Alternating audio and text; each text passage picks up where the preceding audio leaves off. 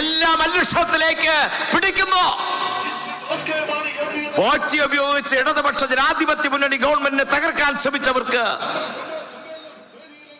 അവരുടെ വലിയ പതനമുണ്ടാകുന്ന വിധത്തിലേക്ക് അന്വേഷണം മാറുകയാണ്. ഞാൻ അതിന്റെ വിശദാംശങ്ങളിലേക്ക് പോകുന്നില്ല.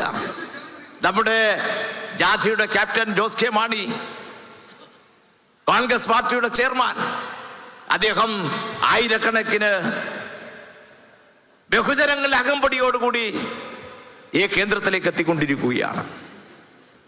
ഇടതുപക്ഷ ജനാധിപത്യ മുന്നണി ജനങ്ങളോട് അഭ്യർത്ഥിക്കുന്നത്, ഇത് നമ്മളിൽ ഒരുങ്ങിയാൽ മാത്രം പോരാ, ഈ നാടിനെ മുഴുവൻ ഇടതുപക്ഷ ജനാധിപത്യ മുന്നണിയുടെ പിന്നിൽ അടിയുറച്ചു നിൽക്കാൻ, ഈ കേരളത്തെ ഒരു പുതിയ കേരളമാക്കി മാറ്റുന്നതിന് വേണ്ടി, ഒരു നവകേരളത്തെ സൃഷ്ടിക്കാൻ, നമുക്കൊരുമിച്ച് മുന്നോട്ട് പോകാൻ, ഈ നാടിനെ ഒരുമിപ്പിച്ച് നിർത്താൻ നമുക്ക് സാധിക്കണം. കഴിഞ്ഞ വർഷം നമ്മുടെ കൈപ്പിഴ കൊണ്ട് പോയ ഒരു സ്ഥലമാണ് പാല എന്ന് പറയുന്ന അസംബ്ലി നിയോജക മണ്ഡലം. ഞാൻ ഒരു കാര്യം ഉറപ്പിച്ചു പറയാം, 2026 തെരഞ്ഞെടുപ്പിൽ പാലാ നിയോജക മണ്ഡലം ഇടതുപക്ഷ ജനാധിപത്യ മുന്നണിയുടെ കൊടി പാറിക്കളിക്കുന്ന മണ്ഡലമായി മാറും എന്ന കാര്യത്തിൽ ഒരു സംശയവുമില്ല. അത്രയും അധികം ആരവമാണ് കേരളത്തിന്റെ എല്ലാ ഭാഗങ്ങളും ഉണ്ടാകുന്നത്. ഇന്നലെ കടുത്തുരുത്തിയിൽ കുറവിലങ്ങാട് സമ്മേളനത്തിൽ അത്ഭുതപ്പെടുത്തുന്ന ജനപങ്കാളിത്തമാണ്. കോട്ടയം ജില്ലയിലേക്ക് കടന്നപ്പോൾ ചങ്ങനാശ്ശേരിയിൽ ആയിരക്കണക്കിന് ആളുകളാണ്, 250 വനിതകളുടെ ബൈക്ക്, 1000-ഓളം പുരുഷന്മാരുടെ ബൈക്ക്, ആയിരക്കണക്കിന് ആളുകൾ ആ സ്റ്റേഡിയത്തിൽ നിറഞ്ഞ് ഇരമ്പി ആർക്കുകയാണ്. അവിടേക്ക് മുമ്പിൽ ഒരേ ലക്ഷ്യമേ ഉള്ളൂ, വർഗീയ ശക്തികളെ കൊണ്ട് ജനകീയ അംഗീകാരത്തെ കീഴ്പ്പെടുത്താൻ കഴിയില്ല. ഈ നാടിനെ സംരക്ഷിക്കാൻ ഇടതുപക്ഷ ജനാധിപത്യ മുന്നണിക്ക് ആവൂ. അത് യാഥാർത്ഥ്യമാക്കാൻ ഞങ്ങളുമുണ്ട്, ഇടതുപക്ഷ ജനാധിപത്യ മുന്നണിക്കൊപ്പം എന്ന് പ്രഖ്യാപിച്ചുകൊണ്ടാണ് കേരളത്തിൽ 10,000-കണക്കിന് വരുന്ന ബഹുജനങ്ങൾ തെരുവിലിറങ്ങി ഇടതുപക്ഷ ജനാധിപത്യ മുന്നണി പ്രവർത്തകരെ, അതിന്റെ നേതാക്കന്മാരെ, അതിന്റെ ജാഥയെ ഇങ്ങനെ സ്വീകരിക്കുന്നത്. ഈ സ്വീകരണം വരാൻ പോകുന്ന തെരഞ്ഞെടുപ്പിൽ ഇടതുപക്ഷ ജനാധിപത്യ മുന്നണി ഒരു ചരിത്രം കൂടി സൃഷ്ടിക്കുന്നു. രണ്ടാം LDF ഗവൺമെന്റ് അല്ല, മൂന്നാമതും തുടർച്ചയായി LDF വരുന്ന നാടായി കേരളം മാറും എന്നുള്ള പ്രഖ്യാപനമാണ് നമ്മുടെ ജാഥയുടെ ക്യാപ്റ്റൻ, കേരള കോൺഗ്രസ് പാർട്ടിയുടെ ചെയർമാൻ ശ്രീ ജോസ് കെ മാണി MP ഇതാ ഈ സ്വീകരണ കേന്ദ്രത്തിലേക്ക് എത്തുകയാണ്. അദ്ദേഹത്തെ ഹൃദയപൂർവ്വം അഭിവാദ്യം ചെയ്യുന്നു, സ്വാഗതം ചെയ്യുന്നു. ഞാൻ എന്റെ വാക്കുകൾ സംഭരിക്കുന്നു. നിങ്ങൾക്ക് എന്റെ അഭിവാദനങ്ങൾ.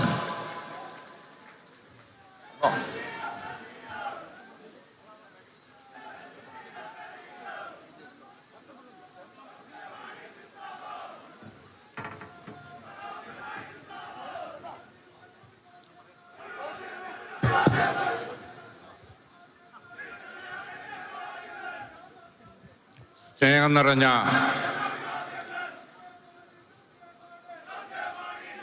നേതാക്കന്മാരെ, പ്രിയ നാട്ടുകാരെ, സുഹൃത്തുക്കളെ, കേരള കോൺഗ്രസിൻ്റെ പ്രിയപ്പെട്ട ചെയർമാൻ മഹാനായ മാണി സാറ് പിന്തുടർന്ന പാത മുന്നോട്ട് സ്വീകരിച്ചുകൊണ്ട് ഈ പാലായുടെ മണ്ണിൽ ചരിത്രത്തിലെ ഏറ്റവും വലിയ സ്വീകരണങ്ങൾ ഇവിടെ ഏറ്റുവാങ്ങിക്കൊണ്ട് നമ്മുടെ വേദിയിലേക്ക് കടന്നു വരികയാണ്. തീർച്ചയായും കഴിഞ്ഞ 5 വർഷക്കാലം ഈ മണ്ഡലത്തിലെ ജനങ്ങൾ അനുഭവിച്ച ദുരിതത്തിന് ഈ തെരഞ്ഞെടുപ്പിലൂടെ അറുതി വരുത്താൻ കഴിയും എന്ന കാര്യത്തിൽ തർക്കം വേണ്ട. ഈ ചരിത്ര മുഹൂർത്തത്തിലേക്ക് വന്നിരിക്കുന്ന പ്രിയപ്പെട്ട ജോസ് കെ മാണിയെയും പ്രിയപ്പെട്ട നേതാക്കന്മാരെയും ഒരിക്കൽ കൂടി സ്വാഗതം ചെയ്തുകൊണ്ട് ഇനി സ്വീകരണ സമ്മേളനമാണ്.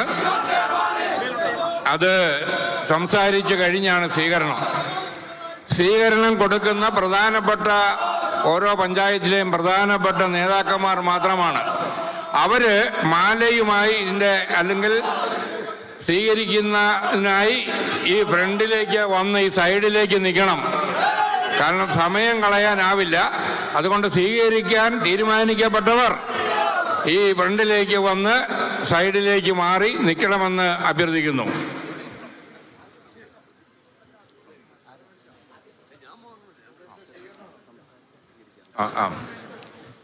സംസാരിച്ചിട്ടാണ് സ്വീകരിക്കുന്നത്.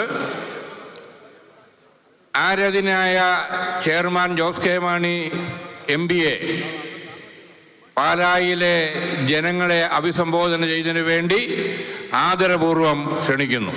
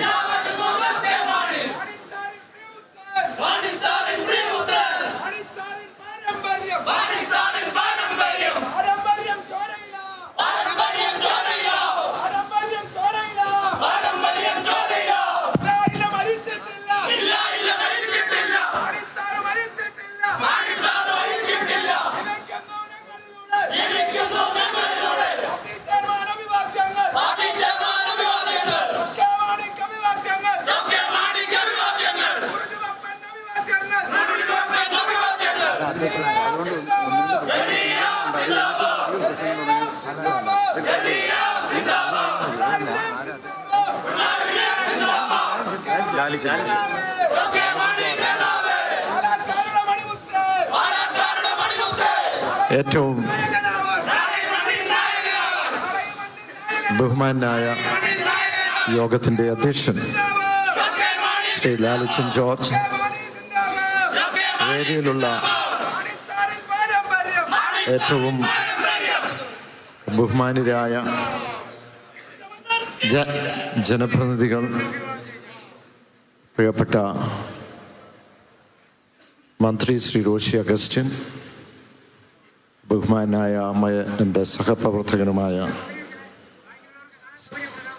MP Shri PP Suneesh,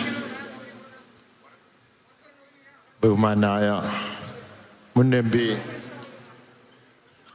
Shri PK Biju അടക്കമുള്ള വേദിയിലുള്ള ഇടതുപക്ഷ ജനാധിപത്യ മുന്നണിയുടെ നേതാക്കന്മാർ, എന്നോടൊപ്പം ഈ മധ്യമേഖല ജാഥയിൽ പങ്കെടുക്കുന്ന ബഹുമാനരായ ടീമംഗങ്ങൾ, ഘടകകക്ഷിയുടെ നേതാക്കന്മാർ, ഏറ്റവും ബഹുമാനരായ മാതാപിതാക്കളെ, സഹോദരന്മാരെ, ഇടതുപക്ഷ ജനാധിപത്യ മുന്നണിയുടെ പ്രവർത്തകരെ, സഖാക്കളെ, സ്നേഹിതരെ,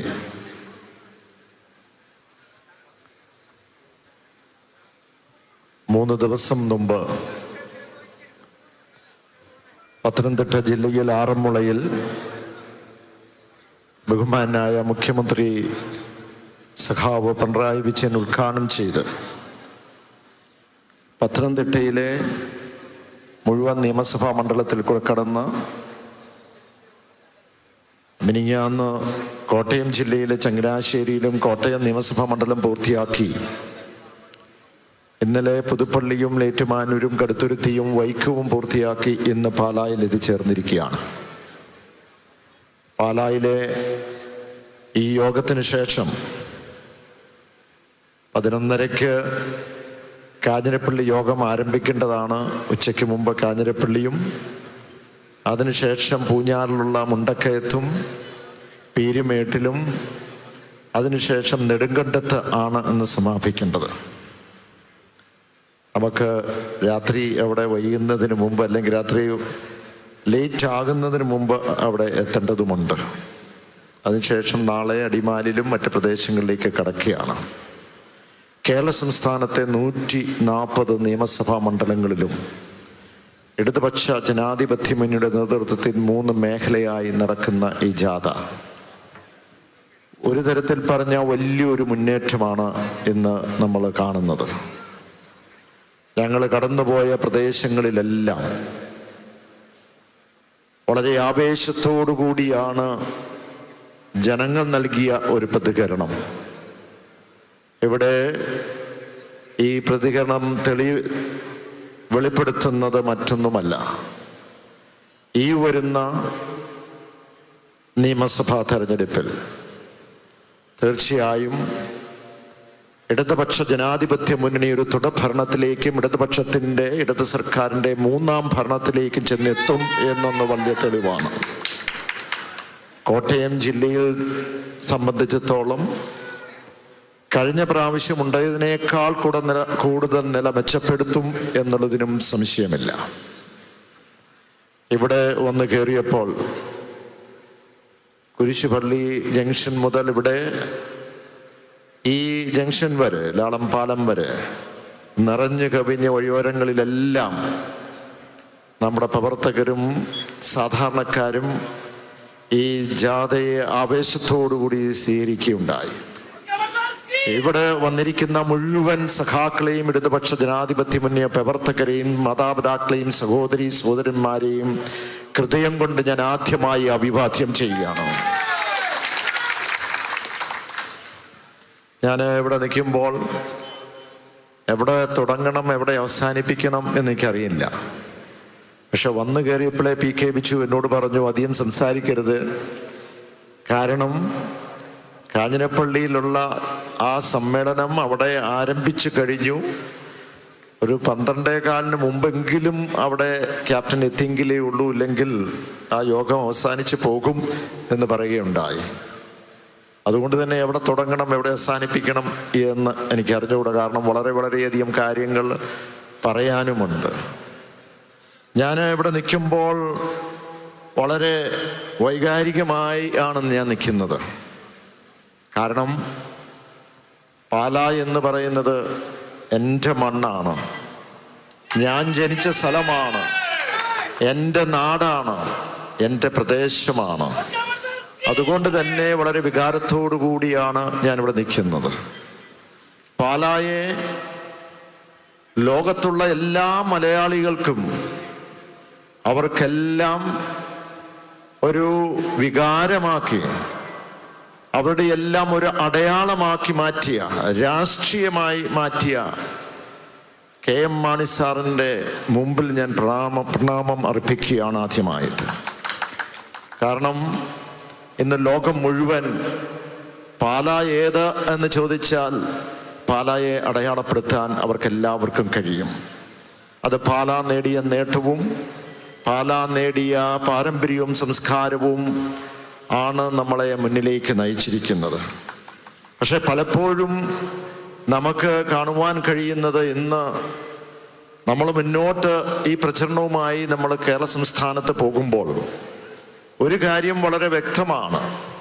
ഇന്ന് കേരള സംസ്ഥാനത്ത് കഴിഞ്ഞ 10 വർഷക്കാലം എടുത്താൽ ആ 10 വർഷത്തിൽ ആദ്യത്തെ 5 വർഷം ഏറ്റവും ബുദ്ധിമുട്ടിൽ കൂടെ കടന്നുപോയ ഒരു കാലഘട്ടമായിരുന്നു.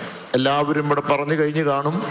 ഇവിടുത്തെ 2 പ്രാവശ്യം 2018-ലും 2019-ലുമുള്ള ആ പ്രളയം, അതിനുശേഷമുണ്ടായ നിപ്പ, അതിനുശേഷമുണ്ടായ കോവിഡ്, ഇതെല്ലാം സാഹചര്യങ്ങൾ പ്രതികൂലമായിരുന്നെങ്കിലും അതിനെയെല്ലാം അതിജീവിച്ച് മുന്നേറാൻ കഴിഞ്ഞു. ആ പ്രളയം കഴിഞ്ഞപ്പോൾ, 2 പ്രളയം കഴിഞ്ഞപ്പോൾ 18,000 കിലോമീറ്ററുകൾ റോഡുകളാണ് തകർന്നത്. 134ഓളം പാലങ്ങളാണ് തകർന്നത്. 100 കണക്കിന് പൊതുസ്ഥാപനങ്ങളാണ് തകർന്നത്. ഒന്ന് ഓർത്ത് നോക്കിയേ, ഈ കൊച്ചു കേരളത്തില് 18,000-ഓളം വരുന്ന റോഡുകൾ തകർന്നത്, പാലങ്ങൾ തകരുമ്പോൾ അതിനെ റീബിൽഡ് ചെയ്യുക എന്ന് പറയുന്ന നിസ്സാര കാര്യമല്ല. പക്ഷേ ചുരുങ്ങിയ സമയം കൊണ്ട് നമ്മൾ ഈ കേരളത്തെ പൂർണ്ണമായി പഴയ കേരളം പോലെ മാറ്റിയെടുത്തു എന്ന് മാത്രമല്ല, പുരോഗതിയിലേക്ക് ചെന്നെത്തുവാൻ കഴിഞ്ഞു എന്നുള്ളതാണ്. ഇവിടെ നമുക്ക് കാണുവാൻ കഴിയുന്നത്, ഒന്ന്, ഈ കഴിഞ്ഞ 5 വർഷക്കാലം കൊണ്ട് ഗ്രാമീണ റോഡുകൾ മുതൽ നാഷണൽ ഹൈവേ വരെ, ഇന്ന് പ്രൈമറി സ്കൂൾ മുതൽ ടെക്നോ പാർക്ക് വരെ, പ്രൈമറി ഹെൽത്ത് സെന്റർ മുതൽ മെഡിക്കൽ കോളേജുകൾ വരെ, ബസ് ടെർമിനൽ മുതൽ നമുക്ക് കാണുവാൻ കഴിയുന്നത് എയർപോർട്ടുകൾ വരെ, വാട്ടർ മെട്രോ മുതൽ വിഴിഞ്ഞം തുറമുഖം വരെ, അങ്ങനെ എല്ലാ മേഖലകളിലും ലഘുത്തായ ചെറുതുമായിട്ടുള്ള പദ്ധതികൾ നമുക്ക് നടപ്പിലാക്കാൻ കഴിഞ്ഞു. പക്ഷെ ഇത് പറയുമ്പോഴും നമുക്കറിയാം, ഇന്ന് കേരളത്തിനൊരു പ്രത്യേകതയുണ്ട്. കേരളത്തിൻ്റെ പ്രത്യേകത, ഒരിക്കലും പെൻഷൻ മുടങ്ങാത്ത ഒരു സംസ്ഥാനം അത് കേരളമാണ്. ഒരിക്കലും റേഷൻ മുടങ്ങാത്ത ഒരു സംസ്ഥാനം അത് കേരളമാണ്. നമുക്കറിയാം, പാഠപുസ്തകം അത് മുടങ്ങാതെ ഇന്ന് വിദ്യാർത്ഥികൾക്ക് ആ സ്കൂളുകൾ അധ്യയന വർഷം തുറക്കുന്നതിന് മുമ്പ് കൊടുക്കാൻ കഴിഞ്ഞു. പണ്ട് കാലത്ത് അങ്ങനെയല്ലായിരുന്നു. ഇന്ന് ആരോഗ്യ മേഖലയിൽ പ്രൈമറി ഹെൽത്ത് സെന്ററുകളെല്ലാം അത് നവീകരിച്ച് ഏറ്റവും മനോഹരമായ ജനകീയമായ ഒരു പദ്ധതിയാക്കി ഇന്ന് കേരളത്തിൽ മാറ്റിയെടുത്തു. ഇങ്ങനെ ഓരോ കാര്യങ്ങൾ ചെയ്യുമ്പോഴും നമുക്ക് കാണുവാൻ കഴിയുന്ന ജനങ്ങളുമായി ബന്ധപ്പെട്ട് തന്നെയാണ്. ഞാൻ പലപ്പോഴും പറയാറുള്ളൊരു കാര്യം, പല കാര്യങ്ങളും നമ്മൾ ശ്രദ്ധിക്കാതെ പോകുന്നുണ്ട്. 2016 ആ 5 വർഷക്കാലം ഇത്രയും വിഷമങ്ങളും പ്രയാസങ്ങളും ഉണ്ടായിട്ടുണ്ടെങ്കിലും 2016 3-ാം ക്ലാസ്സിൽ പഠിക്കുന്നതും 4-ാം ക്ലാസ്സിൽ പഠിക്കുന്ന ഒരു കുട്ടി 10 വർഷം കഴിഞ്ഞു ഇടതുപക്ഷത്തിന്റെ ഈ ഭരണം പൂർത്തിയാകുകയാണ്. 10 വർഷം കഴിയുമ്പോൾ ആ കുട്ടിക്ക് എത്ര വയസ്സായി കാണും? 3-ാം ക്ലാസ്സിലും 4-ാം ക്ലാസ്സിലും പഠിക്കുന്ന 2016 ഒരു വിദ്യാർത്ഥി 10 വർഷം കഴിയുമ്പോൾ 18ഉം 19ഉം വയസ്സായി. ആ കുട്ടിയോട് ചോദിക്കുകയാണ്, പവർ കട്ട് എന്താണെന്ന് ചോദിച്ചാൽ, ലോഡ് ഷെഡിങ് എന്താണെന്ന് ചോദിച്ചാൽ, അല്ലെങ്കിൽ പവർ ഫെയിലിയർ എന്താണെന്ന് ചോദിച്ചാൽ അവർക്ക് അറിയില്ല എന്ന് തന്നെ പറയും. കാരണം അവർ അനുഭവിച്ചിട്ടില്ല, കേട്ടിട്ടില്ല, കണ്ടിട്ടില്ല. ആ കഴിഞ്ഞ 10 വർഷക്കാലം വൈദ്യുതി മുടങ്ങാതെ നിന്ന ഒരു സംസ്ഥാനം അത് കേരളമാണ് എന്ന് എനിക്ക് പറയാൻ ആഗ്രഹിക്കുകയാണ്. ഇത് ചെറിയ കാര്യമല്ല. ഞാൻ പറയാൻ കാര്യം, കോവിഡിന് ശേഷം നിങ്ങളിവിടെ എടുത്തു നോക്കിക്കോ, പാലാ നിയമസഭാ മണ്ഡലത്തിൽ തന്നെ എത്രയോ വീടുകളിൽ അവരുടെ മക്കള് IT മേഖലയിൽ ഇൻഫോ പാർക്കിലും ഇൻഫോ സിറ്റിയിലും അതോടൊപ്പം തന്നെ കർണാടകത്തിലും ബാംഗ്ലൂരിലും ചെന്നൈയിലും മറ്റ് മേഖലയിലൊക്കെ IT മേഖലയിൽ ജോലി ചെയ്യുന്നവർ വർക്ക് ഫ്രം ഹോം എന്ന് പറഞ്ഞ് വീട്ടിലിരുന്ന് ജോലി ചെയ്യുന്നവർ എത്രയോ പേരുണ്ട്. ഞാൻ പലപ്പോഴും വീടുകൾ സന്ദർശിക്കുമ്പോൾ കാണുവാൻ കഴിയുന്ന പെങ്ങളും ആങ്ങളെയും അവർ IT ഫീൽഡിലാണ്. 2 പേരും വീട്ടിലിരുന്ന് ജോലി ചെയ്യുന്ന മിക്കവാറും രാത്രികളിലാണ്. കാരണം അവർ ജോലി ചെയ്യുന്നത്, അവരുടെ പേരന്റ് കമ്പനി എന്ന് പറയുന്നത് അമേരിക്കയിലും യൂറോപ്പിലുമുള്ളവരാണ്. അവരുമായിട്ട് ഈ ജോലി ചെയ്യുമ്പോൾ ഒന്ന് ചിന്തിച്ച്, വൈഫൈ എങ്ങനെയാണോ അവർ ജോലി ചെയ്യുന്നത്? കമ്പ്യൂട്ടർ തുറന്ന് അവിടെ വൈഫൈ കണക്ഷൻ എടുത്ത് 5-8 മണിക്കൂർ ഇരുന്ന് ജോലി ചെയ്യുകയാണ്. ഒരു നിമിഷം പോലും അതിൽ നിന്ന് ഏറ്റുമാറാൻ പോലും പറ്റില്ല. കാരണം കണക്കുകൾ തെറ്റും. മറ്റുള്ള ആ മേഖലയിൽ ജോലി ചെയ്യുന്ന, അപ്പുറത്തെ രാജ്യത്ത് ജോലി ചെയ്യുന്നവര് ആ കണക്ഷൻ ത്രൂ ഔട്ട് വേണം, മുഴുവൻ സമയവും വേണം. പക്ഷേ ഏതെങ്കിലും ഒരു ഘട്ടത്തിൽ അരമണിക്കൂർ വൈദ്യുതി ഇല്ല എന്ന് പറഞ്ഞാൽ ഈ കുട്ടികൾ അല്ലെങ്കിൽ ഈ പറയുന്ന യുവാക്കളൊക്കെ പരിഭ്രാന്തരാകും. അവർക്ക് തന്നെ ആ ജോലി തന്നെ നഷ്ടപ്പെടും. കൃത്യമായ സമയത്ത് ഡെലിവറി ചെയ്തെങ്കിൽ മാത്രമേ ഉള്ളൂ, അവരുടെ ഉത്തരവാദിത്വം മറു സൈഡിൽ കൊടുത്തെങ്കിൽ മാത്രമേ ആ പ്രോജക്റ്റ് കംപ്ലീറ്റ് ആകുകയുള്ളൂ. അല്ലെങ്കിൽ അവർ വേറെ ഒരാളിനെ എടുത്തു വെക്കും. അത്രമാത്രം ഗൗരവമുള്ള ആ ജോലി പോലും കൃത്യമായി നടപ്പിലാക്കുവാൻ കഴിഞ്ഞ 10 വർഷമായി നടന്നിട്ടുണ്ടെങ്കിൽ പവർ കട്ട് ഇല്ലാഞ്ഞിട്ടാണ്. ഇന്ന് പാലായെ സംബന്ധിച്ചോളം നമുക്കറിയാം, പാലായിൽ ഞങ്ങൾ കടന്നുപോയ പ്രദേശങ്ങളിലൊക്കെ അത് പ്രതിപക്ഷത്താണെങ്കിലും ഭരണപക്ഷത്താണെങ്കിലും ചൂണ്ടിക്കാണിക്കുവാനും തൊട്ട് കാണിക്കാനും എത്രയോ വലിയ പദ്ധതികൾ ആ പ്രദേശത്തുണ്ട്. പക്ഷെ കഴിഞ്ഞ 5 വർഷക്കാലത്തിന്റെ ഇടയ്ക്ക് നോക്കിയാൽ പാലായിൽ അങ്ങനെ ചൂണ്ടിക്കാണിക്കാനോ തൊട്ട് കാണിക്കുവാനോ അങ്ങനെ പദ്ധതികൾ ഉണ്ടോ എന്നുള്ളത് നിങ്ങൾ ഓരോരുത്തരും എടുത്ത് പരിശോധിക്കേണ്ടതാണ്. ഇവിടെ ഏത് പദ്ധതി, എവിടെയാണ് ഒരു ബൃഹത്തായ പദ്ധതി കഴിഞ്ഞ 5 വർഷക്കാലത്തിന്റെ ഇടയ്ക്ക് ജനങ്ങൾക്ക് ഏറ്റവും സഹായകരമായ പദ്ധതി ഏത് എന്ന് ചോദിച്ചാൽ, അത് സംസ്ഥാന സർക്കാരുമായി ബന്ധപ്പെട്ട് ചോദിച്ചാൽ നമുക്ക് എടുത്തു കാണിക്കാനില്ല.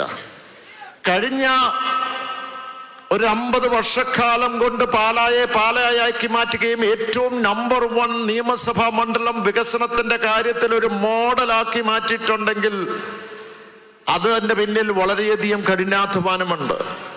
ഏറ്റവും സമാധാനത്തോടുകൂടി ജീവിക്കുന്ന ഒരു പ്രദേശം, കള്ളത്തരമോ കൊള്ളയോ കൊലപാതകമോ ഇല്ലാത്ത ഒരു നിയമസഭാ മണ്ഡലം എന്ന് പറയുന്നത് പാലായാണെങ്കിൽ അതിൻ്റെ പിന്നിൽ വളരെയധികം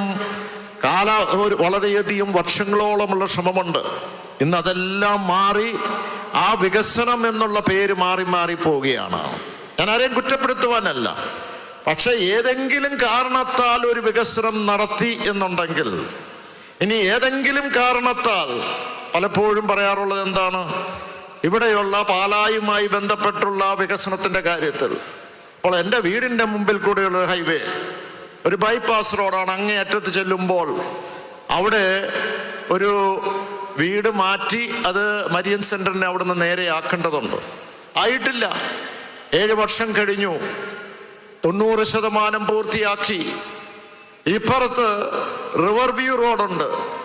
അവിടെ നമുക്കറിയാം, കൊട്ടാരമറ്റത്ത് നിന്ന് പുറകിൽ കൂടെ വന്ന RV പാർക്കിന്റെ ആ ജംഗ്ഷനിൽ ചെത്തിയപ്പോൾ അലൈൻമെന്റിന് ഇച്ചിരി മാറ്റം വന്നു. 2 സെന്റ് സ്ഥലം എടുക്കേണ്ടി വന്നു.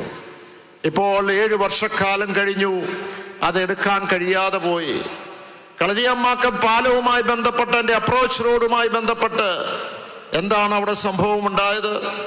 അതിന് ഇത്രയും വർഷമായി അതൊന്നും ചെയ്യാൻ കഴിയാതെ വന്നു. അത് ജനപ്രതിനിധി തന്നെ പറയുന്നു, ആദ്യത്തെ റീച്ച് കടപ്പാട്ടൂരിന്ന് 12-ാം മൈലിലേക്കുള്ള ബൈപ്പാസിൽ 13.5 കോടി സേവിങ് ഉണ്ട്. അത് നമ്മളിവിടെ കൊടുത്തു കളരിയമ്മാക്കിലേക്ക്. അത് വെച്ചിട്ട് ബാക്കി പണിയിലേക്ക് പോകാമെന്ന് പറഞ്ഞപ്പോൾ എന്താണ് സംഭവം? ആ അലൈൻമെന്റ് മാറ്റി വേറെ ഒരു അലൈൻമെന്റ് കൊടുത്തിട്ട് പറഞ്ഞു, ഒരു സ്വകാര്യ വ്യക്തിയുടെ സ്ഥലം ഫ്രീ ആയിട്ട് ഞങ്ങൾക്ക് കിട്ടും, അതുകൊണ്ട് അലൈൻമെന്റ് അതിലേ വേണമെന്ന് പറഞ്ഞു. ഉത്തരവാദിത്തപ്പെട്ട ജനപ്രതിനിധി പറയുമ്പോൾ, അപ്പോൾ ഒരു കാര്യം ഓർത്തോണം, അതിനകത്ത് ഒരു MLA പറയുമ്പോൾ ഒരു MP പറയുന്നതിനേക്കാൾ പരിഗണന കൊണ്ട് എല്ലാ സംസ്ഥാനത്തും എല്ലാ MLA മാർക്കും, ഇവിടെ മുൻ MP ഇരിപ്പുണ്ട്, ഇപ്പോഴത്തെ MP ഇരിപ്പുണ്ട്, ചോദിച്ചു നോക്കണം. അതിനകത്തൊരു ലോക്കൽ സ്റ്റാൻഡിങ്, ഇവിടെ ഒരു വികസനവുമായി ബന്ധപ്പെട്ട് MLA ഒരു ലെറ്റർ കൊടുക്കുകയാണ് ഭരണസമിതിക്ക്, അല്ലെങ്കിൽ കളക്ടർക്ക്, അല്ലെങ്കിൽ ഉത്തരവാദിത്തപ്പെട്ട മന്ത്രാലയത്തിന് കൊടുക്കുകയാണ്. MP പതുക്കെ ഇച്ചിരി വ്യത്യസ്തമായ ഒരു ലെറ്റർ കൊടുക്കുക എന്ന് വിചാരിക്കുക. ഏതിനാണ് പരിഗണന കൊടുക്കുന്നത്? MLA തന്നെയാണ്. അവരാണ് ജില്ലയുടെ വികസന സമിതി യോഗത്തിൽ ഇരുന്ന് എല്ലാ കാര്യങ്ങളും ചർച്ച ചെയ്യുന്നത്.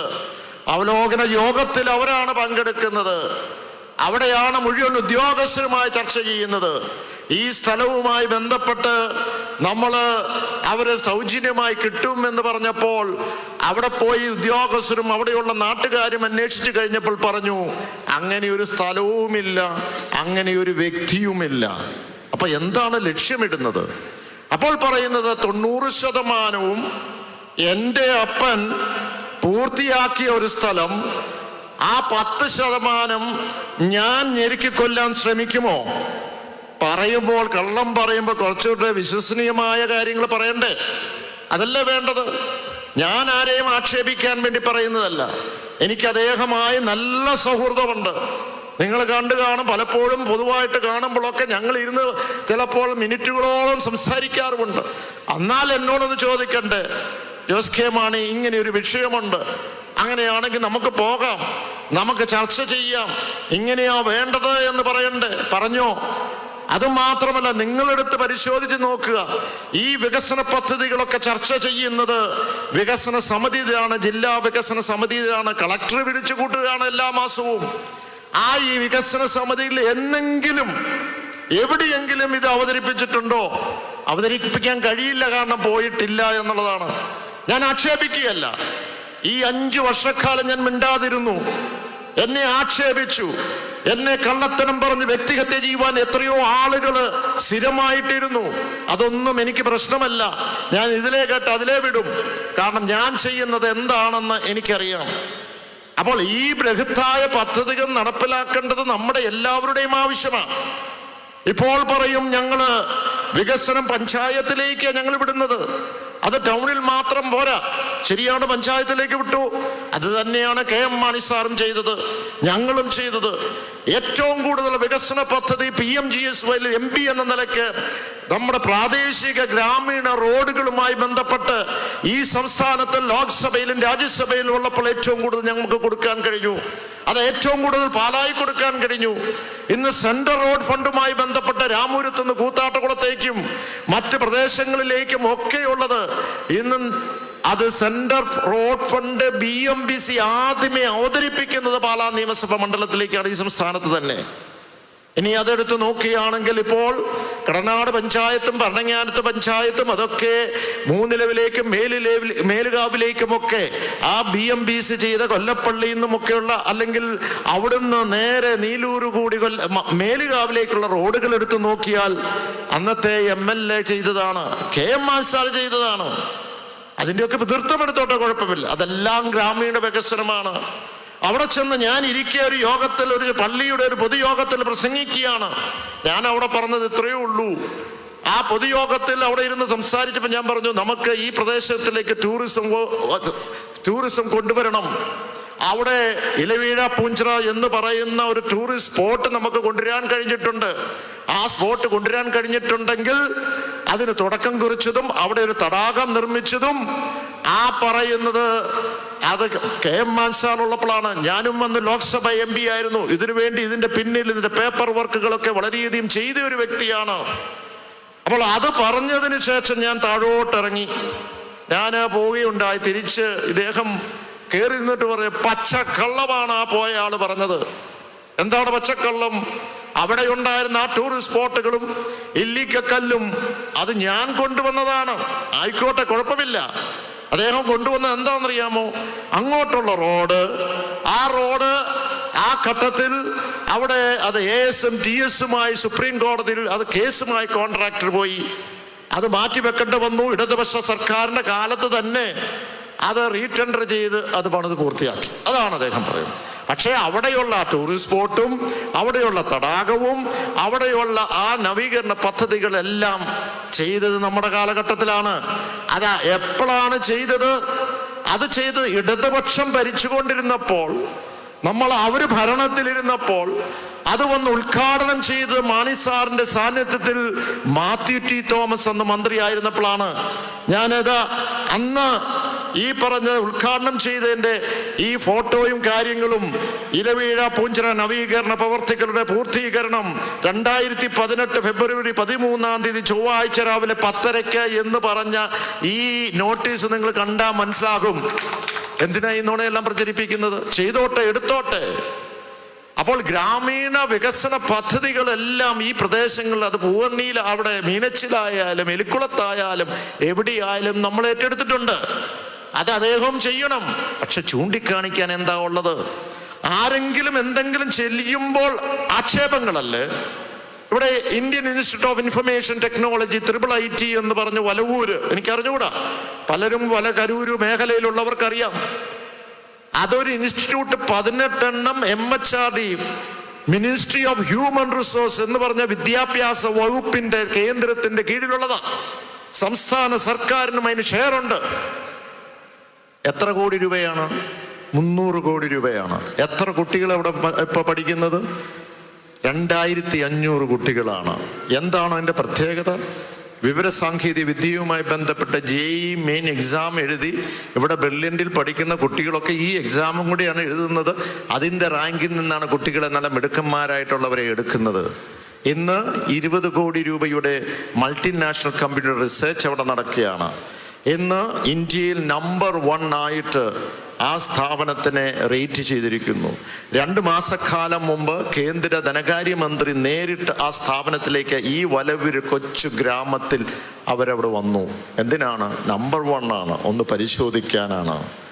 എന്ന് അത് മാത്രമല്ല, അവിടെ പഠിച്ചു മാറുന്നവർക്കെല്ലാം പ്ലേസ്മെന്റ് ജോലി 65 ലക്ഷം രൂപ മുതൽ 70 ലക്ഷം വരെ. ഇത് നിങ്ങളെടുത്ത് നിങ്ങളുടെ മക്കളോട് മൊബൈലിൽ ഈ IIIT എന്ന് കോട്ടയം എന്ന് അടിച്ചു നോക്കിയാൽ അതിനകത്തുള്ള വിവരങ്ങളാണ്. അവിടെയുള്ള ജനങ്ങളെല്ലാം വളരെ സന്തോഷത്തിലാണ്. കാരണം അവിടെ വരുമാനമായി, അവിടെ ഉള്ള കൊമേഴ്ഷ്യൽ ബിൽഡിംഗ് വന്നു, വീടുകൾ വാടകയ്ക്ക് എടുക്കാൻ തുടങ്ങി.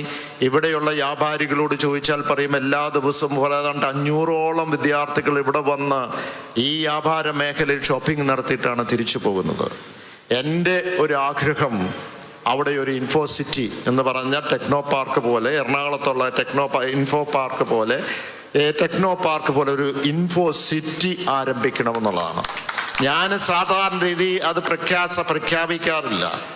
പക്ഷേ അത് നടപ്പിലാക്കിയതിന് ശേഷം പക്ഷെ പറയാതിരിക്കാൻ വയ്യ. കാരണം എല്ലാ ആക്ഷേപങ്ങളാണ്.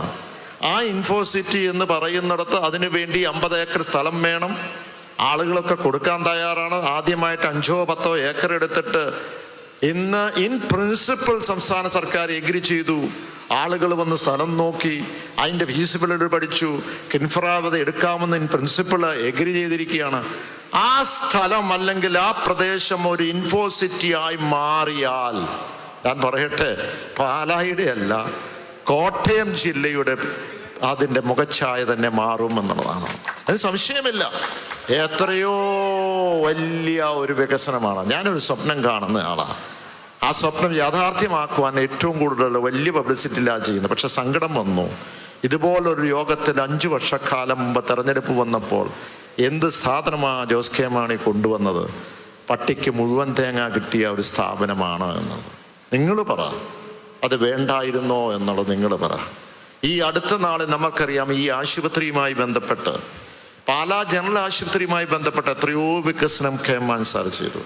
കാരണം സാധാരണക്കാരെ സംബന്ധിച്ചിടത്തോളം ഏറ്റവും കൂടുതൽ അവർക്കൊരു രോഗം പിടിപെടുമ്പോൾ അവരുടെ മാതാപിതാക്കൾ, കുട്ടികളാകട്ടെ, സ്വകാര്യ സ്ഥാപനങ്ങളിലേക്ക് പോയാൽ എത്രയോ രൂപയാവും. ചെലവ് വർദ്ധിപ്പിക്കുകയാണ്. അപ്പോൾ പ്രത്യേകിച്ച് ഇപ്പോഴത്തെ കാലഘട്ടത്തിൽ ക്യാൻസറുമായി ബന്ധപ്പെട്ട ഒരു വാർഡിൽ 10-15 വീടെടുത്ത് നോക്കിയാൽ ഏറ്റവും ചുരുങ്ങിയത് ഒരു കുടുംബത്തിലെങ്കിലും ക്യാൻസർ ബാധിച്ച ഒരു വ്യക്തിയെങ്കിലും കാണും. എടുത്ത് പരിശോധിച്ചു, ഇവിടെ പഞ്ചായത്ത് മെമ്പർ ഉണ്ടല്ലോ. അതുപോലെ വ്യാപകമായി ക്യാൻസർ ഇപ്പോൾ പിടിപെട്ടുകൊണ്ടിരിക്കുക. അപ്പോഴാണ് എൻ്റെ മനസ്സിലേക്ക് തോന്നിയത്, തീർച്ചയായും ഒരു ക്യാൻസർ സെൻറ്റർ ഈ ജനറൽ ആശുപത്രിയിൽ KM മാണി മെമ്മോറിയൽ ആ ജനറൽ ആശുപത്രി വേണം എന്നൊരു ആഗ്രഹം വന്നത്. അങ്ങനെ വന്നപ്പോൾ ഞാൻ സംസ്ഥാനത്ത് നോക്കിയപ്പോൾ ഒരു ജനറൽ ആശുപത്രിയിലും ക്യാൻസറിൻ്റെ സെൻറ്റർ ഇല്ല. ജില്ലാ ആശുപത്രിയിലുമില്ല. ഉള്ളത് ഒരു സ്ഥലത്ത് മാത്രമാണ്. ഒന്ന് വയനാട്ടിലും അതുപോലെ തന്നെ എറണാകുളത്തും. എറണാകുളത്ത് വരാൻ കാര്യം ആ ഘട്ടത്തിൽ മെഡിക്കൽ കോളേജ് ഇല്ലായിരുന്നു. വയനാട്ടിൽ വരാൻ കാര്യം ഏറ്റവും പിന്നോക്കം നിൽക്കുന്നു എന്ന് പറഞ്ഞൊരിതാണ്. അല്ലാതെ ഒരു ജില്ലയിലുമില്ല. ഇത് ജില്ലാ ഹെഡ് ക്വാർട്ടേഴ്സിലല്ല കേട്ടോ. ഇത് പാലാ ഹെഡ് ക്വാർട്ടേഴ്സ്, പാലാ ആശുപത്രിയിൽ ഒരു ക്യാൻസർ സെന്റർ ആരംഭിക്കുന്നുവെന്ന് പറഞ്ഞ് ഞാൻ പ്രഖ്യാപിക്കുകയല്ല ചെയ്തത്. 5 കോടി രൂപ മുടക്കി അവിടുത്തെ ബിൽഡിംഗ് ഏതാണ്ട് ഇത്രയും സ്പീഡിൽ പോയ ഒരു കൺസ്ട്രക്ഷൻ ഉണ്ടെന്ന് എനിക്ക് തോന്നുന്നില്ല. കഴിഞ്ഞ 1 വർഷക്കാലം കൊണ്ട് ആദ്യത്തെ ഫേസ് 2 മാസത്തിനകം പൂർത്തീകരിച്ച് അവിടെ ട്രീറ്റ്മെൻറ്റ് ആരംഭിക്കാൻ പോവുകയാണ്. ആ ട്രീറ്റ്മെൻറ്റ് ആരംഭിക്കുമ്പോൾ ഏതാണ്ട് ഈ 15 കോടിയുടെ മിഷനറി അത് സംസ്ഥാന സർക്കാരിനും കേന്ദ്ര സർക്കാരിനും അങ്ങനെ തരാനുള്ള ഒരു ഒരു പ്രോഗ്രാമില്ല. എന്തെങ്കിലും പ്രോഗ്രാം ഉണ്ടെങ്കിലല്ലേ കൊടുക്കാൻ പറ്റുള്ളൂ. ഞാൻ സർക്കാരിനോട് ചോദിച്ചു, പറ്റില്ല. അപ്പോൾ ഞാൻ പറഞ്ഞു, ഞാൻ തന്നെ കണ്ടുപിടിക്കാം. അതനുസരിച്ച് ഒരു രാജീവ് ഗാന്ധി സെന്റർ ഫോർ ബയോടെക്നോളജിയും കേന്ദ്രത്തിൻ്റെ ചില സ്ഥാപനങ്ങളുമായി സംസാരിച്ച് 15 കോടിയുടെ CT കം സ്റ്റിമുലേറ്ററും അങ്ങനെയുള്ള മിഷനറി ഇങ്ങോട്ട് നമുക്ക് കിട്ടി. അത് കിട്ടിക്കഴിഞ്ഞപ്പോൾ അതിൻ്റെ ബിൽഡിങ് പണിയുകയാണ്. ആ ബിൽഡിങ് പണിതുകൊണ്ടിരിക്കുമ്പോൾ കഴിഞ്ഞ ദിവസം അതാണ്ട് തീരാറായപ്പോൾ ഒരു സംസാരം എന്താണ്, അങ്ങനെയുള്ള ക്യാൻസറിൻ്റെ ട്രീറ്റ്മെൻറ്റും റേഡിയേഷൻ നടത്തുമ്പോൾ അതിൻ്റെ ചുറ്റുപാടുമുള്ളവർക്കും ക്യാൻസർ പിടിക്കാൻ സാധ്യതയുണ്ടെന്ന് ഉത്തരവാദിത്തപ്പെട്ട ഒരു MLA പറയുകയാണെങ്കിൽ ഞാൻ അതിനെന്താ ഉത്തരം പറയുക? ഞാൻ ഡോക്ടറിനോട് ചോദിച്ചു. ഇന്ന് പൗരസമിതിയുടെ ആളുകളുമായി ഇരുന്ന് സംസാരിച്ചു. പല ഡോക്ടേഴ്സ് വന്നു. ഏതാണ്ട് 10ഓളം ഡോക്ടേഴ്സ് അവിടെ വന്നു. നമ്മൾ ചെയ്ത കാര്യങ്ങളും ഇനി ചെയ്യേണ്ട കാര്യങ്ങൾ, ഡെന്റൽ ഡോക്ടർ വന്നു, സൈക്കാട്രി ഡോക്ടർ വന്നു, ഇന്ന് ഓങ്കോളജി ഡിപ്പാർട്ട്മെന്റ് ഡോക്ടർ വന്നു. പല കാര്യങ്ങളും സംസാരിച്ചു. ഞാൻ വീണ്ടും അങ്ങോട്ട് ചോദിച്ചു, ഡോക്ടറെ ഇങ്ങനെ പറഞ്ഞാൽ ഞാൻ എന്താ ചെയ്യുക? ഇതിനകത്ത് അറ്റോമിക് എനർജി ഡിപ്പാർട്ട്മെന്റും ഡിസൈൻ പോലും അവിടുന്ന് സാങ്ഷൻ ചെയ്ത് കൃത്യമായ ഉള്ള കൺസ്ട്രക്ഷൻ വെച്ച് പണിയുന്ന ഒരു കാര്യത്തിൽ ഇങ്ങനെ ഒരു തെറ്റിദ്ധാരണ വരുത്തുന്നത് വളരെ ദുഃഖകരമാണ് എന്ന് അവർ തന്നെ പറയുക. അങ്ങനെയാണെങ്കിൽ മെഡിക്കൽ കോളേജിലോ RCCയിലോ ഇന്നാണ്ട് ഉദ്ഘാടനം ചെയ്യുന്നു. പൊതുമേഖലാ സ്ഥാപനങ്ങളിൽ ഇത് ഓർഗൻ മാറ്റിവെക്കുന്നതും ക്യാൻസറുമായി ബന്ധപ്പെട്ടുള്ള ഒരു വലിയ സ്ഥാപനം ഇന്ന് മുഖ്യമന്ത്രി ഉദ്ഘാടനം ചെയ്യല്ലേ? അങ്ങനെയാണെങ്കിൽ ഇവിടെയുള്ള എത്രയോ പ്രൈവറ്റ് ഹോസ്പിറ്റലുകൾ ചുറ്റുപാട്, മെഡിസിറ്റി ഉണ്ട്, കോട്ടയത്തുണ്ട്, അവിടെ ലൂർദുണ്ട്, അമൃതയുണ്ട്, ഇതെല്ലാ ഹോസ്പിറ്റലുകളിലുമുണ്ട്. അവിടെയെല്ലാം ചുറ്റുപാടുകൾ ഒഴുകിപ്പോണം, ഇതന്നെ വനത്തിൽ കൊണ്ട് വെക്കണമോ? ലോകരാഷ്ട്രങ്ങളിലെല്ലാം ഉണ്ട്. എന്താണ് ഉദ്ദേശം? ഇവിടെ ഒന്നും വരാൻ പാടില്ല എന്നുള്ളതാണ്. ഇതിനൊക്കെ ഉത്തരം പറയേണ്ടത് ഞാനല്ല, അത് നിങ്ങൾ ഓരോരുത്തരുമാണ്. അത് നിങ്ങൾ ഓരോരുത്തരും ഇതിനൊരു ഉത്തരം പറയേണ്ടതുണ്ട്. അപ്പോൾ ഇത് ഒറ്റ ഇതേ ഉള്ളൂ, നമുക്കൊരു ഇച്ഛാശക്തി വേണം. നമ്മൾ ഇതിനു വേണ്ടി കഠിനാധ്വാനം ചെയ്തെങ്കിൽ മാത്രമേ പുറകെ നിങ്ങൾ മാത്രമേ കാണുള്ളൂ. ഇവർക്ക് ഇതുമായി ബന്ധപ്പെട്ട എത്രയോ യോഗങ്ങൾ കൂടാം. അങ്ങോട്ടുള്ള റോഡ്, ഞാൻ നോക്കിയപ്പോൾ ബഡ്ജറ്റ് ചിലപ്പോൾ ഒരു ഐറ്റം എൻ്റേത് ചിലപ്പോൾ പറഞ്ഞാൽ കയറും എന്നോർത്തുകൊണ്ട് ഞാൻ കഴിഞ്ഞ പ്രാവശ്യം ബഡ്ജറ്റ് കൊടുത്തു. ഏതാണ്? ഈ പറയുന്ന പൊൻകുന്നം പാലത്തിൽ നിന്ന് അവിടെ നിന്ന് നമ്മുടെ ബൈപ്പാസിലേക്ക് 2 കോടി രൂപ മുടക്കി നവീകരിക്കുവാനായി. ആദ്യമേ ആ വാർത്ത വന്നു, അത് കഴിഞ്ഞിട്ട് ആ വാർത്ത പത്രങ്ങളിൽ വന്നപ്പോൾ ഇവിടെ ഒന്നും കിട്ടിയില്ല, അങ്ങനെ നമ്മളെ കളിയാക്കിയുണ്ടായി. അപ്പോൾ അത് കിട്ടി, ഏതാണ്ട് ASM TSA മനോഹരമായി അതിന് വീതി വലുതായിട്ട് കൂടാൻ പറ്റത്തില്ല, സ്ലാബൊക്കെ മനോഹരമാക്കി, അല്ലെങ്കിൽ അത് ബലപ്പെടുത്തി പിന്നോട്ട് 2 വണ്ടിക്ക് പോകാൻ, ആംബുലൻസിന് പോകുവാൻ. ശബരിമല വരുമ്പോൾ മിക്കവാറും ഗൂഗിൾ ഇട്ടാൽ ആ വഴിയാണ് മുഴുവൻ വണ്ടികളും പോകുന്നത്. അത് ശരിയല്ല, പക്ഷെ അങ്ങനെയാണ് പോകുന്നത്. അതുകൊണ്ട് ട്രാഫിക് ജാം ഉണ്ടാകുന്നതുകൊണ്ട് അതുകൊണ്ട് തന്നെയാണ് കേന്ദ്രീകരിച്ചത് ചെയ്തത്. അങ്ങനെ നോക്കുമ്പോൾ അത് ചെയ്ത് കഴിഞ്ഞ ദിവസം ഉദ്ഘാടനം ചെയ്തോട്ടെ, അവിടെയൊക്കെ ഇതൊക്കെ ഏറ്റെടുക്കുകയും ചെയ്യും, നമ്മളെ ആക്ഷേപിക്കുകയും ചെയ്യും. ഇതാണ് ഇത് സംസാരിക്കുന്നത്. അപ്പോൾ ഇവിടെ നടക്കുന്നത് എന്ത് എന്ന് ചോദിച്ചാൽ മറ്റൊന്നുമല്ല, ഇവിടെ നടക്കുന്ന ഈ തെരഞ്ഞെടുപ്പിൽ നടക്കാൻ പോകുന്ന ജനങ്ങളും അതോടൊപ്പം തന്നെ വികസന വിരോധികളുമായിട്ടുള്ള ഒരു മത്സരമാണ് കേരള സംസ്ഥാനത്ത് നടക്കാൻ പോകുന്നത്. അതിന് യാതൊരു സംശയവുമില്ല. ആ വികസനത്തിനുള്ള ഒരു മറുപടി തീർച്ചയായിട്ടും ജനങ്ങൾ കൊടുക്കും എന്നുള്ളതാണ്. അതല്ലാതെ സോഷ്യൽ മീഡിയയിൽ കൂടെ അത് ചെയ്തു ഇത് ചെയ്തു എന്ന് പറഞ്ഞ് ആക്ഷേപിച്ച് മുന്നോട്ട് പോയിട്ട് കാര്യമില്ല. ഞാൻ ഈ 5 വർഷക്കാലമായിട്ട് ആരെയും ഇപ്പോഴും ഞാൻ വ്യക്തിപരമല്ല, ഞാൻ ഈ നാടിൻ്റെ നന്മയ്ക്ക് വേണ്ടി ചില കാര്യങ്ങൾ സൂചിപ്പിച്ചു എന്ന് മാത്രമേ ഉള്ളൂ. ഇവരൊക്കെ UDFും അതുപോലെ തന്നെ BJPയും ഒരു തൂവൽ പക്ഷികളാണ്, ഈ പറയുന്ന വികസനത്തിനെതിരായിട്ട് നിൽക്കുന്നു ഉള്ളതാണ്. കഴിഞ്ഞ ദിവസം എയിംസിൻ്റെ കാര്യങ്ങൾ സംസാരിച്ചു. ഇവിടുത്തെ കേന്ദ്രമന്ത്രിയോട് എനിക്ക് തോന്നുന്നു മനോരമ ചാനലാണ് ചോദിച്ചു. അപ്പം പറഞ്ഞു 2026 കേന്ദ്ര ബഡ്ജറ്റിൽ ഇവിടെ എയിംസ് ഇല്ലെങ്കിൽ ഞാൻ ഇനി വോട്ട് ചോദിക്കുകയില്ല എന്ന് പറഞ്ഞു. എവിടെയാ എയിംസ് വന്നോ? ഇല്ല. അപ്പോൾ അവർ പറഞ്ഞു, ദാ പ്രധാനമന്ത്രി തിരുവനന്തപുരത്ത് വരുന്നു, അവിടെ വന്ന് പ്രഖ്യാപനം നടത്തും. എല്ലാവരും കാതോർത്തിരുന്നത് പ്രഖ്യാപിച്ചതും ഇവരോട് കൂടെ നിന്നവരും എല്ലാം കാതു തുറന്നു. ഒരു ചുക്കും ഉണ്ടായില്ല. എന്താ ഇതിൻ്റെ കാരണം? ഇതിൻ്റെ കാരണം ഒന്നുമല്ല, ഞങ്ങൾ എന്തെങ്കിലും തരാം, പക്ഷെ ഞങ്ങൾക്ക് ഈ ഭരണം, കേരളത്തിൻ്റെ ഭരണം ഇങ്ങ് തരണം. നടക്കുന്ന കാര്യമാണോ? ഒരിക്കലും നടക്കുന്ന കാര്യമല്ല. ഇന്ന് കഴിഞ്ഞ 10 വർഷക്കാലമായി നിങ്ങൾ എടുത്തു നോക്കിയാൽ ഒരു വർഗീയ കലാപം പോലും ഈ സംസ്ഥാനത്തുണ്ടായിട്ട് അത് വളരെ ഗൗരവമായി നിങ്ങൾ കാണേണ്ടതാണ്. ആ വർഗീയ കലാപം ഉണ്ടാകാനുള്ള സാഹചര്യമില്ലാഞ്ഞിട്ടാണ്. സാഹചര്യമുണ്ട്, ചില സംഘടനയ്ക്ക് ആഗ്രഹമുണ്ട്, അതിനുള്ള ശ്രമിക്കുന്നുമുണ്ട്. പക്ഷെ എവിടെയെങ്കിലും തലപൊക്കിയാൽ അന്നേരെ അടിച്ചമർത്തും എന്നുള്ളത് കൊണ്ടല്ലേ അത് ഇടത് സർക്കാർ അത് പൊങ്ങി വരുവാൻ സമ്മതിക്കുന്നില്ല. ഇപ്പൊ കഴിഞ്ഞ കാലഘട്ടം എടുത്തു നോക്കിയ പൂന്ത്ര കലാപം നടന്നില്ല, വീഞ്ഞ കലാപം നടന്നിട്ടില്ല, തലശ്ശേരി കലാപം നടന്നിട്ടില്ല, മാറാട് കലാപം നടന്നിട്ടില്ല. ഇതൊക്കെ നടന്നത് എപ്പോഴാണ്, ഏത് സാഹചര്യത്തിലാണ്? അതും നിങ്ങൾ മനസ്സിലാക്കേണ്ടതുണ്ട്. അവിടെ തലശ്ശേരി കലാപം നടന്നപ്പോഴും അതിൻ്റെ ചരിത്രത്തിലേക്ക് എടുത്ത് നോക്കിക്കഴിഞ്ഞാൽ പലപ്പോഴും കാണുവാൻ കഴിയുന്നത്, അവിടെ നമുക്ക് കാണുവാൻ കഴിയുന്നത് ആ കലാപം കഴിഞ്ഞപ്പോൾ അന്നത്തെ ഭരണകൂടം ഒരു കമ്മീഷനെ വെച്ചു. ആരായിരുന്നു കമ്മീഷൻ? Justice Joseph വിധേയത്തിൽ. അദ്ദേഹത്തിൻ്റെ റിപ്പോർട്ടിലെ 32ാമത്തെ പേജിൽ പറഞ്ഞു, മറ്റൊന്നുമല്ല അദ്ദേഹം പറഞ്ഞത്, ഇവിടെ ഒരു ജനവിഭാഗത്തിലെ ഒരു ന്യൂനപക്ഷത്തുള്ള ഒരു മതവിഭാഗത്തിനെ അതിനെ പീഡിപ്പിക്കുവാൻ, അതിനെതിരെ ശക്തമായ നീക്കം നടന്നപ്പോൾ, ഒരു കലാപം നടന്നപ്പോൾ അതിനെ തകർക്കുവാനും അതിനെ നിയന്ത്രിക്കുവാനും ഏറ്റവും കൂടുതൽ സഹായിച്ച ഒരു രാഷ്ട്രീയ പ്രസ്ഥാനമാണ്. ആ രാഷ്ട്രീയ പ്രസ്ഥാനത്തിന്റെ പേര് communist party of India Marxist എന്നാണ് അതിന് പറഞ്ഞത്. അല്ല, അത് ആ കാലഘട്ടത്തിൽ ശരിയാണ്, നമ്മളെടുത്ത് ചരിത്രം എടുത്ത് പരിശോധിക്കേണ്ടതുണ്ട്. അപ്പോൾ നമുക്ക് വേണ്ട സമാധാനത്തോടുകൂടി മുന്നോട്ട് പോകാൻ കഴിയണം. ഇവിടെ റബ്ബറിന്റെ കാര്യങ്ങൾ എല്ലാവരും സംസാരിക്കൊണ്ട് റബ്ബറിന് വില കൂട്ടിയോ? ഇടതുപക്ഷം കൂട്ടിയോ? വലിയൊരു ആവശ്യമാണ്, സംശയമില്ല. ഏറ്റവും കൂടുതൽ ഇടപെട്ടത് കേരള കോൺഗ്രസ് എമ്മാണ്. ഞാനും ഇടപെട്ടിട്ടുണ്ട്. ദിവസങ്ങളോളം നിരാഹാരം ഇവിടെ കിടന്നിട്ടുണ്ട്. കോട്ടയത്ത് കിടന്നിട്ടുണ്ട് 6 ദിവസം. എന്തുകൊണ്ടാണ് റബ്ബറിന് വില കൂടാൻ പറ്റാത്തത്? ഇവിടെ ശരിയാണ് 150 രൂപയാക്കി, അത് 170 ആക്കി, 180 ആക്കി, 200 രൂപയാക്കി. സാധാരണ രീതിയിൽ ഇതിൻ്റെ ബില്ല് അപ്ലോഡ് ചെയ്ത് കഴിഞ്ഞാൽ ഏകദേശം 2 മാസം എടുക്കും അപ്ലോഡ് ചെയ്ത് പണം കൊടുക്കാൻ. അതിപ്പോൾ എല്ലാ കാലത്തും അങ്ങനെ തന്നെയാണ്. 200 രൂപ വെച്ച് കൊടുക്കുകയാണ്. ഒരല്പം ആശ്വാസം, അത് പോരാ. ഞങ്ങളൊക്കെ വിശ്വസിക്കുന്നതിനേക്കാൾ കൂടുതൽ വേണം. 250 ആക്കണം, 300 ആക്കണം. പക്ഷെ ഒറ്റ നിമിഷം മതി കേന്ദ്ര സർക്കാരിന് ഈ റബ്ബറിന്റെ വില 250 300 ആക്കാൻ.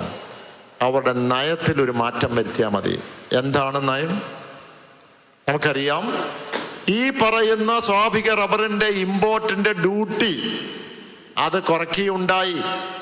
അത് UPA സർക്കാരിന്റെ കാലത്താണ്. എങ്കിലും ഞാൻ പറയട്ടെ, ഇവർക്ക് വേണമെങ്കിൽ അത് കൂട്ടാം. അത് കൂട്ടിയാൽ ഇങ്ങോട്ടുള്ള ഇറക്കുമതി ചുങ്കം കൂടിക്കഴിയുമ്പോൾ ഇങ്ങോട്ടുള്ള ഇറക്കുമതി അത് കുറയും. അതൊരു വശത്ത് നിൽക്കുന്നു. ഇനി വേണ്ട, ഈ രാജ്യത്ത് കാർഷിക ഉൽപ്പന്നങ്ങൾക്കൊക്കെ വിദേശത്ത് നിന്ന് ഇറക്കുമതി ചെയ്യുമ്പോൾ ഒരു ചുങ്കം നടത്താറുണ്ട്. എന്തിനാത്? കർഷകരെ സഹായിക്കാൻ. ഇവിടുത്തെ വിപണിയിൽ ആ കാർഷിക ഉൽപ്പന്നങ്ങൾ ക്യാഷ് ക്രോപ്പ് ആക്കട്ടെ, അതിൻ്റെ വില നിയന്ത്രിക്കുവാനും കർഷകർക്ക് അവർക്ക് ഒരു റെമ്യൂണറേറ്റീവ് ആയിട്ടുള്ള ഒരു വില കിട്ടുവാനും വേണ്ടിയിട്ടാണ്, ന്യായമായ ഒരു വില കിട്ടുവാൻ വേണ്ടിയിട്ടാണ്, അല്ലേ? അങ്ങനെയാണെങ്കിൽ റബ്ബറിന് വെച്ചിരിക്കുന്ന ചുങ്കം 25 രൂപയാകട്ടെ, ശതമാനമാകട്ടെ, 30 രൂപയാകട്ടെ, അതിൽ കഴിഞ്ഞ 5 വർഷക്കാലം കൊണ്ട് കിട്ടിയത് 7000 കോടി രൂപയാണ് കേന്ദ്രത്തിന് കിട്ടിയത്. ആ 7000 കോടി രൂപ എങ്ങോട്ടാ പോയത്? അത് ട്രഷറിയിലേക്കാണ് പോയത്. അത് ട്രഷറിയിലേക്ക് പോകാനുള്ളതല്ല. അവിടെ ഞാൻ പാർലമെന്റിനകത്തും വാദിച്ചു, അവിടെയുള്ള മന്ത്രിയുടെ അടുത്തും കണ്ട് ഞാൻ പറഞ്ഞു, ഈ പണം അതിനകത്ത് 75% ഏറ്റവും കൂടുതൽ റബ്ബർ ഉൽപ്പാദിപ്പിക്കുന്ന കേരള സംസ്ഥാനത്തെ കർഷകർക്ക് അത് 200 രൂപയിൽ നിന്ന് 300 രൂപയാക്കാൻ വികസന ഫണ്ടിലേക്ക് കൊടുക്കണമെന്ന് ഞാൻ പറയുണ്ടായി. അത് നമ്മുടെ കർഷകന്റെ വേർപ്പാണ്. അതിനല്ലേ ഇത് വന്നിരിക്കുന്നത്, ഈ ചുങ്കം ചുമത്തിയിരിക്കുന്നത്. അത് റബ്ബറിന് മാത്രമല്ല, എല്ലാ കാർഷിക ഉൽപ്പന്നങ്ങൾക്കും അത് ചെയ്തു. പക്ഷെ അത് ചെയ്യില്ല. ഇപ്പോൾ എന്താ സംഭവിക്കുന്നത്? റബ്ബർ ബോർഡ് എന്ന് പറയുന്ന ആ സംവിധാനം പതുക്കെ ഇല്ലാതാക്കുക. ഇന്ന് റബ്ബർ ബോർഡിന്റെ പ്രാധാന്യം കുറച്ച് എങ്ങോട്ടാ കൊണ്ടുപോകുന്നത്? നോർത്ത് ഈസ്റ്റിലേക്കാണ് ഇന്ന് കൊണ്ടുപോകുന്നതിന് കുഴപ്പമില്ല. റബ്ബറിന് ഒറ്റ വിപണി, പ്രധാനപ്പെട്ട വിപണി ഇത് കേരളം മാത്രമേ ഉണ്ടായിരുന്നുള്ളൂ. കേരളത്തിൻ്റെ ആയിരുന്നു വിപണിയുടെ റേറ്റ്. പക്ഷെ ഇപ്പോൾ മാറ്റുന്നത് അതിർത്തിലേക്കാണ്, ത്രിപൂരിലേക്കാണ്. അവിടെ വിപണിയായി. ഇന്ന് വ്യാപാരി വ്യവസായികളോട് പറഞ്ഞ, നിങ്ങൾ അവിടെ പോയി പർച്ചേസ് ചെയ്തു, നിങ്ങൾ അവിടെ പോയി മേടിച്ചു. എന്തുകൊണ്ടാണ്?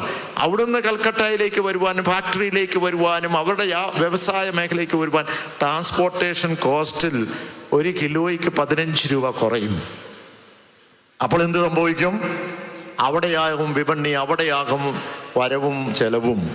ഇവിടുത്തെയുള്ള വിപണി തീരും, ഇവിടുത്തെയുള്ള കൃഷി തീരും, റബ്ബർ മാറും, ഇവിടുത്തെ സമ്പദ്ഘടന പൊളിയും, സർക്കാരിനെതിരെ എതിരായ ഒരു വിരോധമുണ്ടാകും.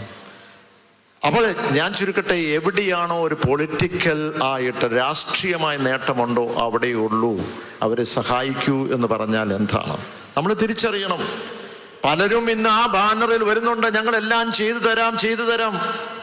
നിങ്ങൾ എടുത്ത് നോക്കിക്കൂ. പലതും അത് കിട്ടുമെന്ന് ഓർത്തുകൊണ്ട് നിയമം അവരെ സഹായിച്ചു. പിന്നെ അവിടെയുള്ള വോട്ടർമാർ തിരിച്ചോട്ട് ചെയ്തു, അല്ലേ? നമ്മളത് കണ്ടതല്ലേ? അപ്പോൾ ഇത് തിരിച്ചറിയേണ്ടതുണ്ട്. പലതും ഇങ്ങ് നേടിയെടുക്കും, ഞങ്ങൾ ഇന്നത് സഹായിക്കും എന്ന് പറഞ്ഞ് ഒറ്റയ്ക്ക് ഓരോ ബിസിനസ്സുകാരനെയും അവരെയും കണ്ടു പറയും. പക്ഷേ ഒരു കാര്യം വളരെ വ്യക്തമാണ്, അവർക്ക് വേണ്ടത് ഈ രാഷ്ട്രത്ത് എവിടെയൊക്കെയാണോ അവരുടെ രാഷ്ട്രീയ പ്രസ്ഥാനം ഭരിക്കുന്നത് അവിടെ കൂടുതലായിട്ടുള്ള പണം കൊടുക്കുന്നുള്ളതാണ്. അപ്പോൾ ഞാൻ ചുരുക്കട്ടെ സ്നേഹിതരെ, നമുക്കറിയാവുന്ന പോലെ ഈ തിരക്കിനിടയിലും നിങ്ങൾ ഓരോരുത്തരും ഈ ഉച്ച സമയത്ത് ഇവിടെ എത്തുകയും ആവേശകരമായ ഒരു സ്വീകരണമാണ് ഇടതുപക്ഷ ജനാധിപത്യ മുന്നണിക്ക് നൽകിയത്. ഇവിടെ ഇടതുപക്ഷം, അതിനകത്ത് CPM-ഉം CPI-യും എല്ലാ ഘടകകക്ഷികളും പാലായിലുള്ളവർ ഒരുമിച്ച് കൈയും മെയ്യും എല്ലാം അത് ചേർത്ത് പിടിച്ചുകൊണ്ട് ആവേശകരമായി ഒത്തൊരുമയോടുകൂടി കൂടെ പോകുന്നു. ഞങ്ങൾ ഇതെല്ലാ നിയമസഭാ മണ്ഡലത്തിലും കണ്ടതാണ്. ഒരുമിച്ചാണ് പോകുന്നത്. തീർച്ചയായും അതിൻ്റെ ഇടയ്ക്കൊരു അഭിപ്രായ വ്യത്യാസം ഉണ്ടാക്കാൻ, വിണ്ടലുണ്ടാക്കുവാൻ ആർക്കും കഴിയില്ല എന്ന് മാത്രം പറഞ്ഞുകൊണ്ട് ഇവിടെ വന്നിരിക്കുന്ന മുഴുവൻ പ്രവർത്തകരെയും സഖാക്കളെയും അതോടൊപ്പം തന്നെ സഹോദരി സഹോദരന്മാരെയും മാതാപിതാക്കളെയും എല്ലാവരെയും, നാട്ടുകാരായ വളരെയധികം ആളുകളുണ്ട്, അവരെല്ലാം ഹൃദയത്തിൻ്റെ ഭാഷയിൽ ക്യാപ്റ്റൻ എന്ന നിലയ്ക്ക് എൻ്റെ കൂടെ ഇവിടെ എത്തിയിട്ടുള്ള മുഴുവൻ ടീം അംഗങ്ങൾക്ക് വേണ്ടി ഞാൻ ഒരിക്കൽ കൂടി അഭിവാദ്യം ചെയ്തുകൊണ്ട് എൻ്റെ വാക്കുകൾ നിർത്തുന്നു. നന്ദി, നമസ്കാരം.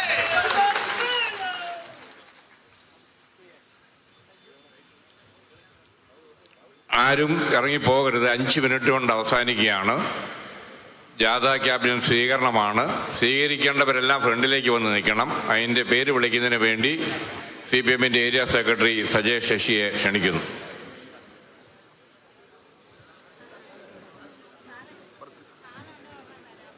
സംഘാടക സമിതിക്ക് വേണ്ടി LDFൻ്റെ ജില്ലാ കൺവീനർ പ്രിയപ്പെട്ട ലോപ്പസ് മാത്യു, ജാഥയുടെ സംഘാടക സമിതിക്ക് വേണ്ടി ചെയർമാൻ ലാലിച്ചൻ ജോർജ്, LDF നിയോജകമണ്ഡലം കമ്മിറ്റിക്ക് വേണ്ടി convener Babu K George, Kerala Congress നിയോജകമണ്ഡലം കമ്മിറ്റിക്ക് വേണ്ടി ടോബിൻ കെ അലക്സ്, CPIയുടെ മണ്ഡലം കമ്മിറ്റിക്ക് വേണ്ടി secretary PK Shajakumar, CPI Poonjar മണ്ഡലം കമ്മിറ്റിക്ക് വേണ്ടി secretary advocate PS Sunil, Kerala Congress B നിയോജകമണ്ഡലം കമ്മിറ്റിക്ക് വേണ്ടി സതീഷ് ബാബു, അഖില ഇന്ത്യ കിസാൻ സഭയ്ക്ക് വേണ്ടി VT തോമസ്, ISJD പാലാ നിയോജകമണ്ഡലം കമ്മിറ്റിക്ക് വേണ്ടി റെജി VR, NCP ജില്ലാ കമ്മിറ്റിക്ക് വേണ്ടി ബെന്നി മൈലാടൂർ, കോൺഗ്രസ് ജില്ലാ കമ്മിറ്റിക്ക് വേണ്ടി പ്രിയപ്പെട്ട ഉസേപ്പച്ചൻ തകടിയേൽ, കേരള കോൺഗ്രസ് സ്കറിയ വിഭാഗം ജില്ലാ കമ്മിറ്റിക്ക് വേണ്ടി doctor Shaji Kanamala, LDF municipal കമ്മിറ്റിക്ക് വേണ്ടി ബിജു പാലുപടവൻ, LDF കരൂർ പഞ്ചായത്ത് കമ്മിറ്റിക്ക് വേണ്ടി രഞ്ജിത്ത് അക്കപ്പൻ, LDF രാമപുരം പഞ്ചായത്ത് കമ്മിറ്റിക്ക് വേണ്ടി ബൈജു ജോൺ പുതിയടത്ത് ചാലിൽ, LDF കടനാട് പഞ്ചായത്ത് കമ്മിറ്റിക്ക് വേണ്ടി ബെന്നി ഇരുരിക്കൽ, LDF മേലുകാവ് പഞ്ചായത്ത് കമ്മിറ്റിക്ക് വേണ്ടി convener Anoop K Kumar, LDF Moonnilavu panchayat കമ്മിറ്റിക്ക് വേണ്ടി അജിത്ത്, LDF തലനാട് പഞ്ചായത്ത് കമ്മിറ്റിക്ക് വേണ്ടി convener PS Babu, LDF Thalappalam panchayat കമ്മിറ്റിക്ക് വേണ്ടി ബിജോ മാത്യു, LDF ഭരണങ്ങാനം പഞ്ചായത്ത് കമ്മിറ്റിക്ക് വേണ്ടി ടോമി മാത്യു, LDF മീനിച്ചിൽ പഞ്ചായത്ത് കമ്മിറ്റിക്ക് വേണ്ടി കൺവീനർ ബിനോയ് നെരിതൂക്കിൽ, LDF എലിക്കുളം പഞ്ചായത്ത് കമ്മിറ്റിക്ക് വേണ്ടി convener S Raju, LDF Kozhunal panchayat കമ്മിറ്റിക്ക് വേണ്ടി കൺവീനർ ബേബി ഊരകത്ത്, LDF മുത്തോലി പഞ്ചായത്ത് കമ്മിറ്റിക്ക് വേണ്ടി കൺവീനർ ബേബിച്ചൻ ഏറാത്തുമല, വിവിധ ഗ്രാമപഞ്ചായത്ത് പ്രസിഡന്റുമാരായ Bharananganam Sudha Shaji, Mutholi Ruby Jose, Thalanad Asha Riju, Moonnilavu Saleenama KB, CPM panchayat election committee രാമപുരത്തിന് വേണ്ടി MD Jandish, CPM panchayat election committee വെള്ളിലാപ്പള്ളിക്ക് വേണ്ടി Vishnu NR, CPM Kadanad election കമ്മിറ്റിക്ക് വേണ്ടി KG ഷാജൻ, നീലൂർ ഇലക്ഷൻ കമ്മിറ്റിക്ക് വേണ്ടി ജോർജ് ജോസഫ്, ഭരണങ്ങാനം ഇലക്ഷൻ കമ്മിറ്റിക്ക് വേണ്ടി CM ശ്രീയേക്ക്, കരൂർ ഇലക്ഷൻ കമ്മിറ്റിക്ക് വേണ്ടി ജിനിസ് ദേവസ്യാം, മുത്തോലി ഇലക്ഷൻ കമ്മിറ്റിക്ക് വേണ്ടി KS പ്രദീപ് കുമാർ, പാല ഇലക്ഷൻ കമ്മിറ്റിക്ക് വേണ്ടി K അജി, തെക്കേക്കര ഇലക്ഷൻ കമ്മിറ്റിക്ക് വേണ്ടി VR രാജേഷ്, മീനച്ചിൽ ഇലക്ഷൻ കമ്മിറ്റിക്ക് വേണ്ടി ജോയി കുഴുപ്പാല, കൊഴുനാൽ ഇലക്ഷൻ കമ്മിറ്റിക്ക് വേണ്ടി TR വേണുഗോപാൽ, മേലുകാവ് ഇലക്ഷൻ കമ്മിറ്റിക്ക് വേണ്ടി സാം അലക്സ്, മൂന്നിലവ് ഇലക്ഷൻ കമ്മിറ്റിക്ക് വേണ്ടി MR സതീഷ്, തലനാട് ഇലക്ഷൻ കമ്മിറ്റിക്ക് വേണ്ടി ജോസഫ് ഡേവിഡ്, തലപ്പുറം ഇലക്ഷൻ കമ്മിറ്റിക്ക് വേണ്ടി CK ഹരിഹരൻ, എലിക്കുളം ഇലക്ഷൻ കമ്മിറ്റിക്ക് വേണ്ടി KC സോണി, ഇളങ്കുളം ഇലക്ഷൻ കമ്മിറ്റിക്ക് വേണ്ടി KR Manmohan Nair,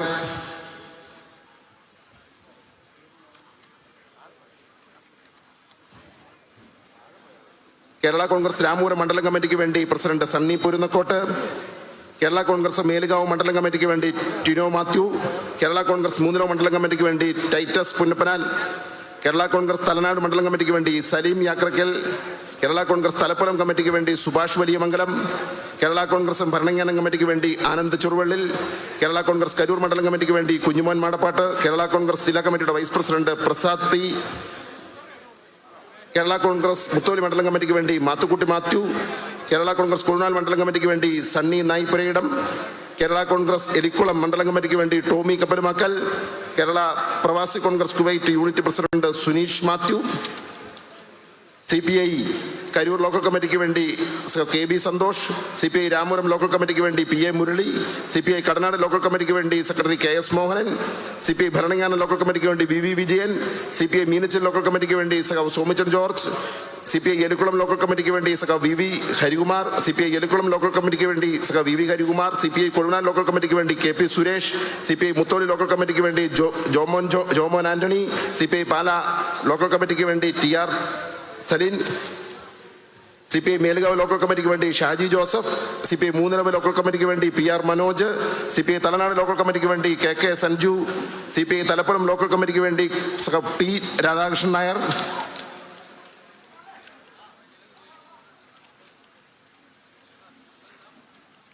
Indian socialist Janata Dal സംസ്ഥാന കമ്മിറ്റിക്ക് വേണ്ടി KS രമേഷ് ബാബു, ISCD ജില്ലാ കമ്മിറ്റിക്ക് വേണ്ടി ഡോക്ടർ തോമസ് സി കാപ്പൻ, ജനാധിപത്യ കേരള കോൺഗ്രസ് എലിക്കുളം കമ്മിറ്റിക്ക് വേണ്ടി മാത്യു, NCP എലിക്കുളം മണ്ഡലം കമ്മിറ്റിക്ക് വേണ്ടി ജോസ് കുന്നുംപുറം, ലാലം ബ്ലോക്ക് പഞ്ചായത്ത് അംഗം സാജൻ മണിയങ്ങാട്.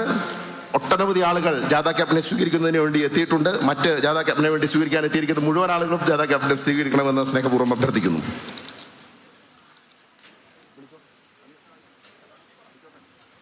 യോഗ നടപടികളിൽ ഈ യോഗത്തിന് നന്ദി രേഖപ്പെടുത്തുന്നതിന് വേണ്ടി സംഘാടക സമിതിയുടെ സെക്രട്ടറിയും കേരള കോൺഗ്രസിന്റെ നിയോജകമണ്ഡലം കമ്മിറ്റിയുടെ പ്രസിഡന്റുമായ പ്രിയപ്പെട്ട ടോബിൻ K. അലക്സിനെ സ്നേഹപൂർവ്വം ക്ഷണിക്കുന്നു.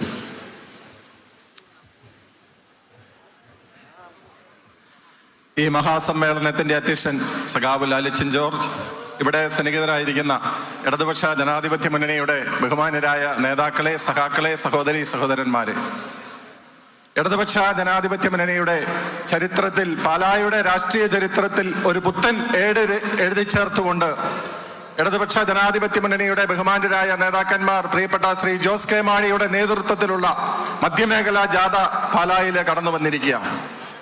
മൂന്നാമതും ഇടതുപക്ഷ ജനാധിപത്യ മുന്നണിയുടെ ഭരണം കേരളത്തിൽ സമാഗതമാകുമെന്ന് സൂചിപ്പിച്ചുകൊണ്ട് 10,000-കണക്കിന് ആളുകൾ ചേർന്ന് നൽകിയ ഗംഭീരമായ സ്വീകരണമാണ് ഇവിടെ അവസാനിക്കുക. നമുക്കറിയാം, പ്രിയപ്പെട്ട ജാഥ ക്യാപ്റ്റൻ ശ്രീ ജോസ് കെ മാണിയുടെ ജന്മനാടായ പാലായിൽ അതിഗംഭീരമായ ഒരു സ്വീകരണം ഒരുക്കുവാൻ ഇവിടെ സംഘാടക സമിതിക്ക് സാധിച്ചിട്ടുണ്ട്. ഇവിടെ തുടർന്നു വരുന്ന കഴിഞ്ഞ 6 വർഷക്കാലത്തെ വികസന മുരടിപ്പിന് അന്ത്യം കുറിച്ചുകൊണ്ട് പാലായിൽ ഒരു മാറ്റമുണ്ടാകുമെന്ന് ഉറക്കെ പറഞ്ഞുകൊണ്ട് 10,000-കണക്കിന് ആളുകൾ, ഇവിടുത്തെ സാധാരണക്കാരായ ആളുകൾ ഇവിടെ നൽകിയ ഗംഭീരമായ സ്വീകരണം, ആ സ്വീകരണമാണ് ഇവിടെ അവസാനിച്ചിരിക്കുക. തീർച്ചയായിട്ടും ഈ അവസരത്തിൽ ഇവിടെ മുഴുവൻ ആളുകൾക്കും നന്ദി രേഖപ്പെടുത്തുവാൻ ഞാൻ ഈ അവസരം ഉപയോഗപ്പെടുത്തട്ടെ. പ്രിയമുള്ളവരെ, കഴിഞ്ഞ 1 വർഷക്കാലമായി ഇടതുപക്ഷ ജനാധിപത്യ മുന്നണി ഒറ്റക്കെട്ടായി ഇവിടെ സംഘാടക സമിതി ചേർന്നുകൊണ്ട് നമ്മൾ ഈ ജാഥയെ വരവേൽക്കുവാനുള്ള പ്രവർത്തനങ്ങളുമായി മുന്നോട്ട് പോവുകയായിരുന്നു. എന്താണെങ്കിലും പ്രിയപ്പെട്ട സംഘാടക സമിതി അധ്യക്ഷൻ പ്രിയപ്പെട്ട ലാലിച്ചൻ ജോർജിന്റെ നേതൃത്വത്തിൽ ഇവിടെ പാലായെ ഒരു വലിയ ജനസാഗരമാക്കി മാറ്റുവാൻ നമ്മുടെ പ്രവർത്തനങ്ങൾക്ക് സാധിച്ചു.